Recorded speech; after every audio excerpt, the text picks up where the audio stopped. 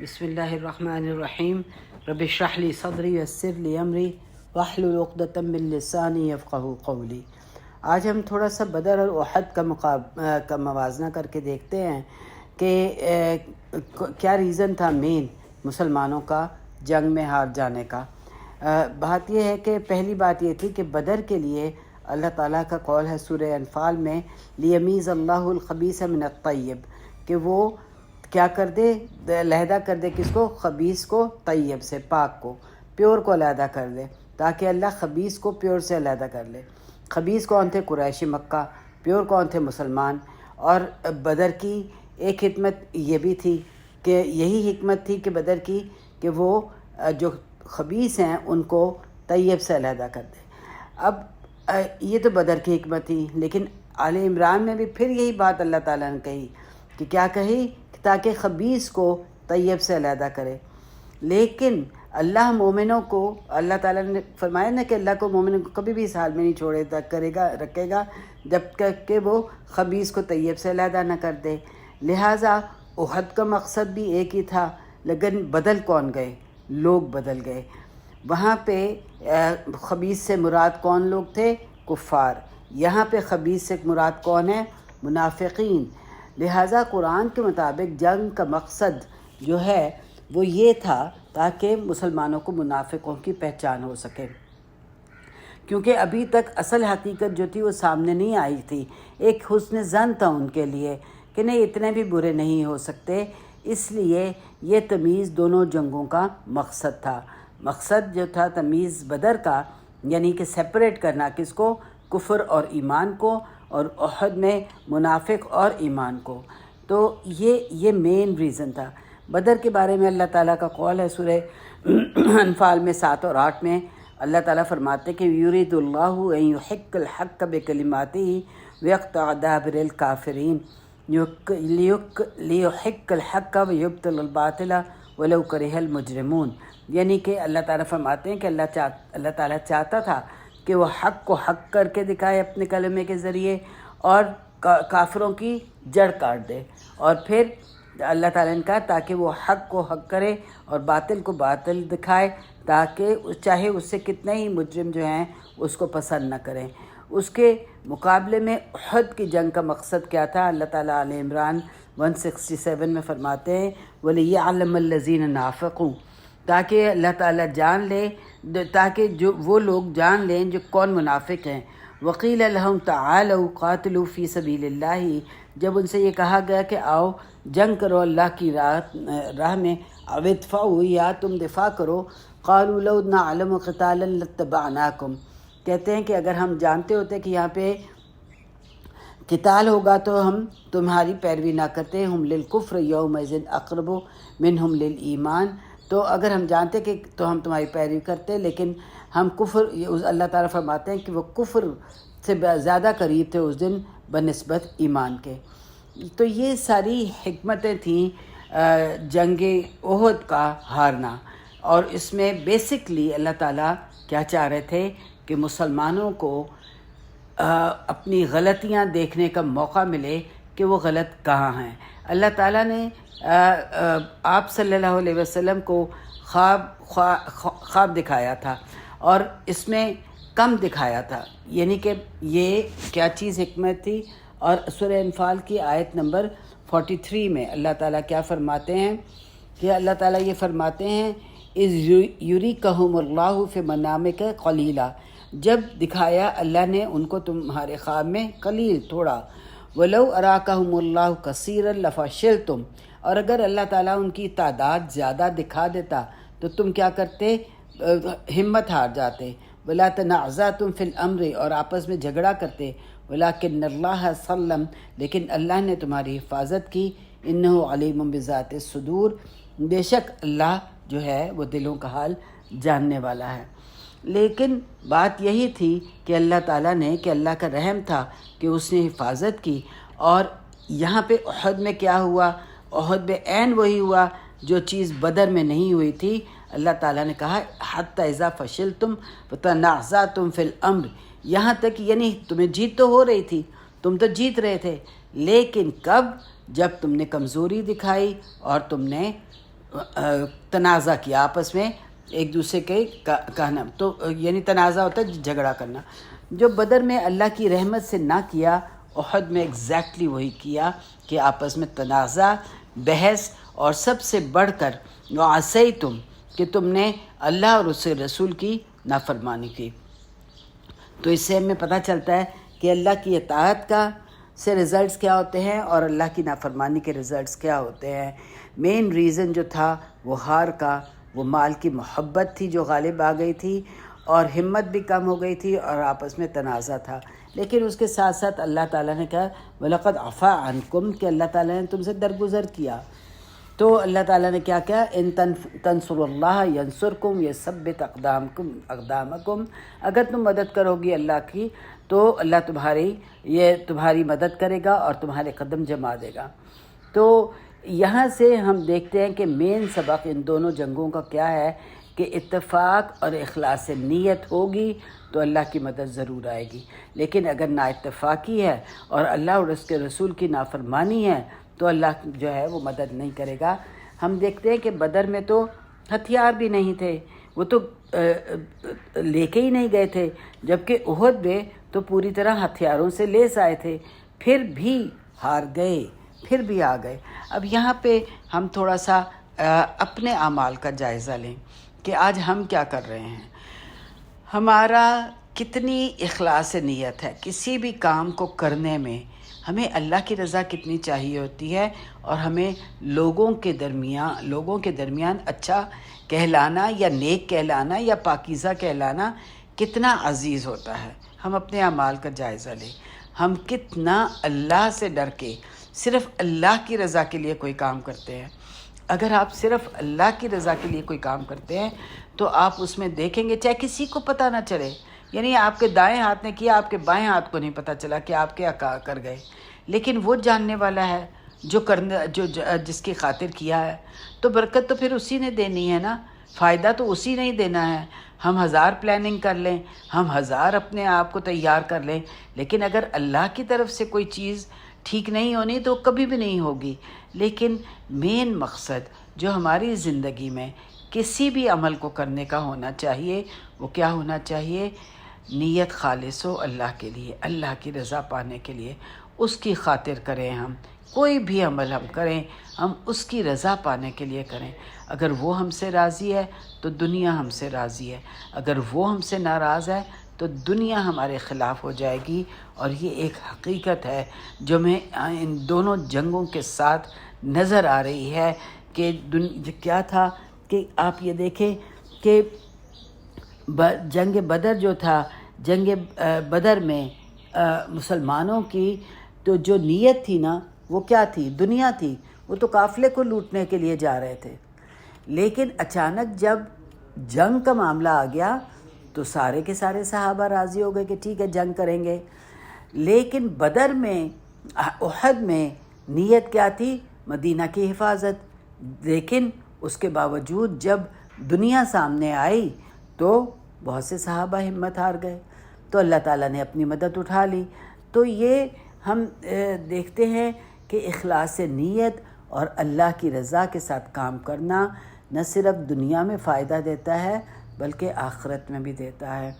कभी भी शैतान आपको, यकीन करें कि शैतान आपको हर तरह से बहकाएगा। होता क्या है कि जब आप कोई छोटा सा नेक काम करते हैं लोग आपकी बहुत तारीफ़ करते हैं, और ये तो आपने बहुत ही अच्छा किया, आपने इतने लोगों को खाना खिलाया, आपने ये नेक काम कर लिया, आपने ये चादरें बांट दी, आपने ये कपड़े बांट दिए, हमें आपकी ये आदत बहुत अच्छी लगती है। कुछ भी लोग कहेंगे और इंसान के दिल में ख्याल आ जाता है कि हाँ मैंने ये नेक काम किया है। लेकिन ये सारा का सारा शैतान का बहकावा होता है। जब भी आप कोई अच्छा काम करें, लोग आपकी तारीफ़ करें, आप फ़ौरन कहें ये अल्लाह की रज़ा से हुआ है, ये तो अल्लाह ने करवाया तो हो गया, वरना मेरे लिए मुमकिन नहीं था मैं कैसे कर सकती थी। जब तक किसी भी काम में, चाहे वो छोटे से छोटा हो या बड़ा से बड़ा हो, अगर हम अपनी नीयत अल्लाह के लिए खालिस नहीं करेंगे तो किसी काम में बरकत नहीं आएगी। कहने को लोग हमें और बड़ी तारीफ़ें कर देंगे, لیکن کیا اللہ کے نزدیک بھی ہم تعریف کے قابل ہیں؟ کیا ہمارا واقعی میں فرشتے ہمارے اعمال میں اللہ کی رضا لکھ رہے ہیں یا نہیں لکھ رہے ہیں؟ ہم نے یہ سوچنا ہے، ہم نے اپنی عہدوں کو چیک کرنا ہے کہ کسی کی بھی کام کو کرتے وقت ہماری نیت کیا ہوتی ہے۔ ایک عہد کر لیں اپنے سے کہ کبھی بھی کوئی کام جیسے چھوٹا سا چھوٹا ہوگا، میں جو کروں گی تو صرف اللہ کی رضا پانے کے لیے، کسی کو نہ پتہ چلے میں نے کیا کیا، کیا فرق پڑتا ہے مجھے اگر کسی کو پتہ چلے یا نہ چلے۔ لیکن اصل چیز کیا ہے کہ اللہ راضی ہو۔ اللہ کو تو پتہ ہے نا کہ میں نے یہ کس نیت سے کیا ہے۔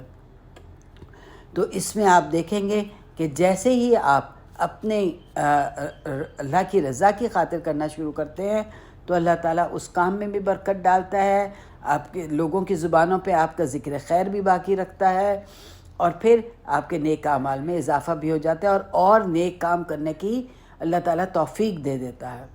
تو یہ سب صرف کس لیے ہے؟ اخلاص سے نیت، اپنی نیت کو اللہ کے لیے خالص کر لیں کسی بھی کام میں۔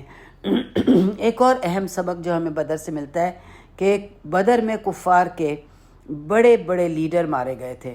ہم جانتے ہیں نا کہ کتنے بڑے بڑے لیڈر مارے گئے تھے، لیکن احد میں جتنے بھی بڑے لیڈر تھے وہ سب ایمان لے آئے تھے۔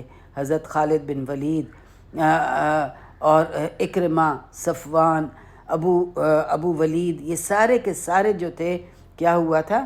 ایمان لے آئے تھے۔ خالد بن ولید کو تو اللہ تعالیٰ نے کیا آپ صلی اللہ علیہ وسلم نے کیا خطاب دیا تھا؟ سیف اللہ، اللہ کی تلوار۔ یعنی جب خالد بن ولید ایمان لے آئے، انشاءاللہ اس کا بھی ذکر ہم کریں گے، تو آپ دیکھیں کہ ان لوگوں نے پھر اسلام میں آ کے کتنے نام کمایا، سب مسلمان ہوئے اور مسلمان ہو کر ان لوگوں کو عزت ملی۔ تو یہ اللہ کے فیصلے ہیں۔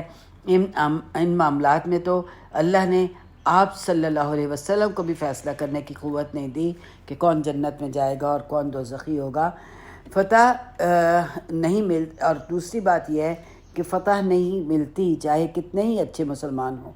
فتح کے لیے محنت چاہیے، سٹرگل چاہیے، کوئی ایکسیپشن نہیں ہے۔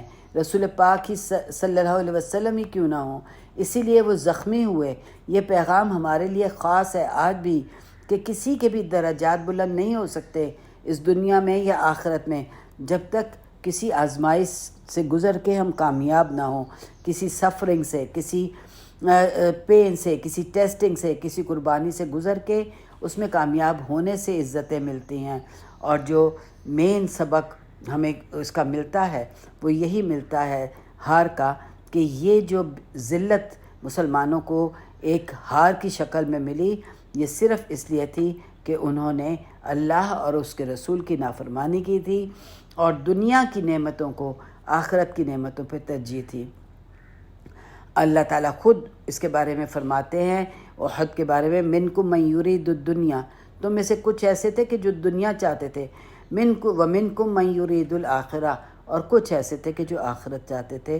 تو یہ چیز جو ہے حب الدنیا جو ہے، یہ عقبہ بن عامر، یہ بخاری کی روایت ہے کہ آپ صلی اللہ علیہ وسلم نے 8 سال احد کے بعد، یعنی یہ وہ سال تھا جس میں آپ کی وفات ہوئی، آپ صلی اللہ علیہ وسلم نے احد میں شرکت کرنے والوں کے لیے دعا کی، اور جیسے کہ ان کو فیئرویل کر رہے ہوں، جیسے کہ وہ زندہ ہوں، ان کی تعریف کی، اور یہ کہا کہ یہ آخری ہفتہ تھا ان کی زندگی کا جس میں آپ نے کہا کہ منبر پر خطبہ دیا اور کہا کہ میں حوض پر تمہارا انتظار کروں گا اور مجھ سے وہاں پہ آ کے ملنا، اور اللہ سے شفاعت بھی کروں گا تم لوگوں کی۔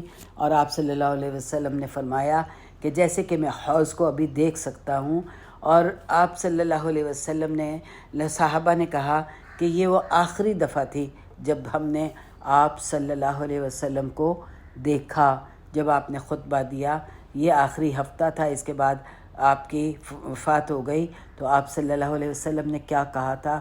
یہ بات ہم سب کے لیے ایک گولڈن اصول ہے۔ اس چیز کے اوپر ہم اپنے آپ کو ٹیسٹ کریں کہ ہم یہ جو آپ نے الفاظ کہے، ان کے اوپر ہم اپنے کو ٹیسٹ کریں کہ ہم کہاں کھڑے ہیں۔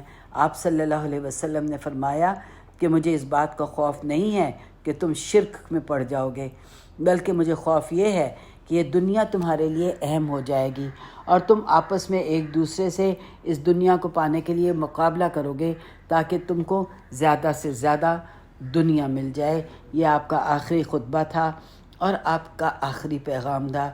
دنیا کی محبت مین کاز جو آج امہ کی مین پرابلم ہے، اور آج یہ بالکل سچ ہو رہا ہے۔ بدر میں تو ہم دیکھتے ہیں کہ کیا تھا، نیت دنیا تھی، لیکن احد میں جہاد تھا، لیکن پھر بھی اس کے باوجود جو کامیابی تھی وہ بدر میں ہوئی اور احد میں نہ ہوئی۔ تو یہ ہم سب کے لیے ایک بہت لمحہ فکریہ ہے۔ ہم سوچیں کہ آج ہم دنیا پانے کی کوشش کر رہے ہیں یا آخرت کمانے کی کوشش کر رہے ہیں۔ دیکھیں، اللہ تعالیٰ نے یہ نہیں کہا، رہبانیت نہیں کہی کہ دنیا کو چھوڑ کے کسی ایک کونے میں جا کے بیٹھ جاؤ اور بس اللہ اللہ کرو اور کوئی اور کام نہ کرو۔ یہ چیز اللہ تعالیٰ نے اس کی اجازت ہمیں نہیں دی ہے۔ اللہ تعالیٰ نے کہا ہے دنیا میں رہو، دنیا کماؤ، محنت کرو، اچھا کھاؤ، اچھا پہنو اور اچھی زندگی گزارو۔ وَأَمَّا بِنِعْمَتِ رَبِّكَ فَحَدِّثْ، جو نعمت تمہارے ہے پاس اللہ نے دی ہے تم اس کو بیان کرو۔ یہ نہیں کہ اگر آپ 200 روپے گز کا کپڑا پہن سکتے ہیں تو آپ کہیں نہیں میں تو 4-5 روپے گز والا ہی پہنوں گی، غربت میں ہی رہوں گی۔ نہیں، جو نعمت اللہ نے دی ہے اس کو بیان کرو، آپ اچھا کھائیں، جو آپ کی حیثیت جو اللہ تعالیٰ نے آپ کو دی ہے اس حیثیت میں رہیں اور اچھا کھائیں، لیکن نمائش نہ ہو۔ لیکن یہ نہ ہو کہ دنیا میں نیک نامی کمانا جو ہے وہ مین مقصد نہ ہو۔ مقصد کیا ہو؟ اللہ کی رضا پانا، اللہ راضی ہو جائے۔ اچھا کھایا، اللہ نے کھلایا، اچھا کپڑا پہنا، اللہ نے پہنایا، اچھی سیر کی، اللہ نے کروائی۔ جب ہمارے لیے اور ہمارے بچوں کے لیے یہ چیز اہم ہو جائے گی کہ اللہ نے کیا، آپ بچوں کو کریکٹ کریں، بچے کہیں آج بہت مزہ آیا، اللہ نے کیا، اللہ نے کیا تو آپ کو مزہ آیا بیٹا۔ اگر آپ بچوں کو شروع ہوئی سے ان کی زندگی میں اللہ امپورٹنٹ کر دیں گے تو ساری زندگی ان کے لیے اللہ اہم رہے گا اور آگے وہ اپنے بچوں کے لیے اللہ کو اہم کر دیں گے۔ اور اگر ہم نے آج بچوں کے اندر اللہ کی محبت، دیکھیں اللہ کا خوف مت ڈالیں۔ جب ہم ڈراتے ہیں کہ اللہ ناراض ہو جائے گا تو اللہ تمہیں یہ نہیں دے گا، تو اس سے ایک نیگیٹیوٹی آتی ہے اللہ کے بارے میں۔ نہیں، اللہ کی محبت ڈالیں۔ دیکھو اللہ تعالیٰ نے تمہیں کتنے اچھے کپڑے پہنائے ہیں، دیکھو اللہ تعالیٰ نے کتنا اچھا کھانا کھلایا ہے، آج یہ ہم نے جو سیر کی ہے اللہ تعالیٰ نے کروائی ہے، یہ کتنی اچھی سیر کروائی ہے۔ اللہ کی محبت ڈالیں بچوں کے دلوں میں، بچوں کے دلوں میں جو وہ کھا رہے ہیں نا اس کی اہمیت دیں کہ دیکھو اللہ کھلا رہا ہے۔ جب ہم بچوں کے لیے اللہ کو اہم کر دیں گے تو ظاہر ہے کہ پھر ان کی زندگی میں چاہے وہ بچپن میں اس چیز کو اہم نہ سمجھیں، یقین جانیں کہ بہت سی چیزیں جو میری والدہ نے مجھے بچپن میں کہیں وہ میرے لیے اہم نہیں تھیں۔ مجھے یاد ہے کہ جیسے میں جوان ہو رہی تھی اور میری فگرز جو تھے وہ ڈیولپ ہو رہے تھے تو میری امی ہمیشہ مجھے کہتی تھیں اپنا سینہ ڈھکو، اپنا سینہ ڈھکو، اور اس وقت مجھے ان کی یہ بات سمجھ ہی نہیں آتی تھی، مجھے اہم ہی نہیں لگتی تھی۔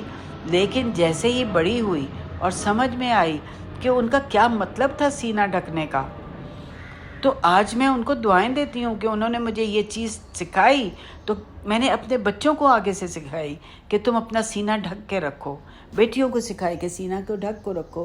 تو بات یہ ہوتی ہے کہ کئی دفعہ بچپن میں کئی بھی باتیں بچوں کو ماں باپ کی بری لگ رہی ہوتی ہیں، ان کو اچھی نہیں لگ رہی ہوتی، لیکن جب وہ خود ماں باپ بنتے ہیں، جب وہ خود جوان ہوتے ہیں تو ان کو احساس ہوتا ہے کہ ماں باپ نے بہت اچھی بات سکھائی تھی۔ تو اللہ تعالیٰ ہمیں اس چیز کا بہترین اجر دے، اللہ تعالیٰ ہم سے راضی رہے، ہماری نیتیں اپنے لیے خالص کر لے۔ یا الہی ہمارے ہر کام میں ہماری نیتوں کو اپنے لیے خالص کر لے۔ یا الہی ہم تیرے اسم اعظم کا واسطہ دیتے ہیں کہ ہماری نیتوں کو اپنے لیے خالص کر لے۔ ربنا تقبل منا انک انت السمیع العلیم وتب علینا انک انت التواب الرحیم وصلی اللہ علی نبینا محمد وعلی آلہ وصحبہ اجمعین وآخر دعوانا ان الحمد للہ رب العالمین۔